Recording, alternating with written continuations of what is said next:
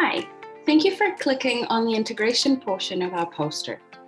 Here we'd like to offer some tips to help facilitate the integration of English as a second language students with their peers and the wider university community.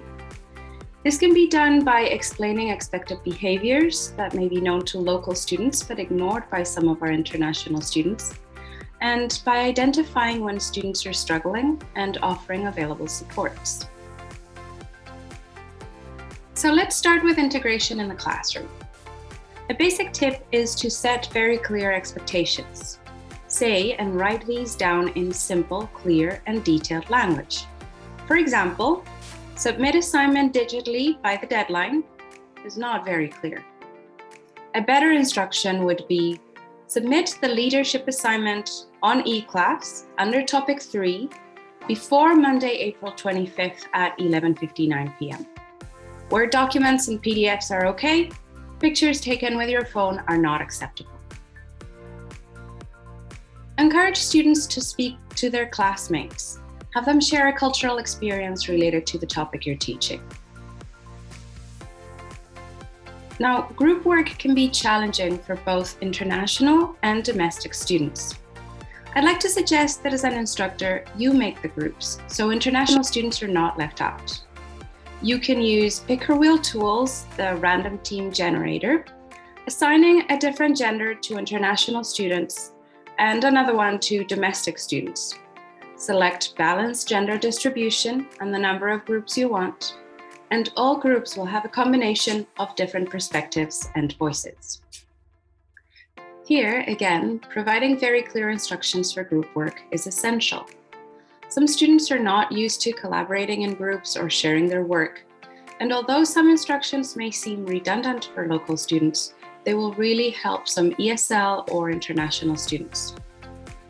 A broad generic instruction would be something like, in groups of 5, work on this assignment and submit 1 copy via email by March 25th. A better example would highlight steps the students should follow, including exchanging contact information, brainstorming, assigning responsibilities or parts each student will be in charge of. Another suggestion is to encourage students to invite a variety of views and cultures in their work, included in the instructions of the assignment. Self-evaluation after individual, group work, and presentations can also really help. Checklists emphasizing inclusion and engagement can help domestic students assess if they've integrated international voices, and international students can reflect on whether they fulfill their group responsibilities and expectations. As to integration beyond the classroom, we'd like to suggest that you introduce clubs or social activities that support your class directly. At the English Language School, we have the Student Engagement Center, which provides opportunities for volunteering, interacting with alumni, getting writing and academic support, and engaging in social activities like curling and skiing. Some of these activities may not be relevant for your course, but international students may not know where to look for further activities to expand their knowledge in your field. And they may consider extracurricular activities to be a waste of time, which we know they're not. Set up study groups to encourage students to seek help from their peers.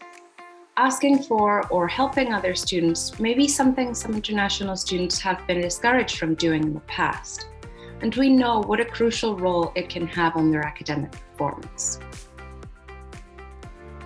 Direct students to the most appropriate library or reference materials for your class and assignments, perhaps planning a library visit or a workshop.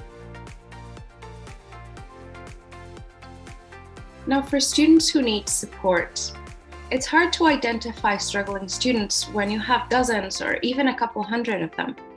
So we'd like to suggest that you encourage a proactive attitude. Ask students to check their course marks at different points in the term. Explain that students are responsible for this and that the professors do not usually reach out to students who are not doing well. Explicitly state that students should come to office hours if they need help or if their marks are not good.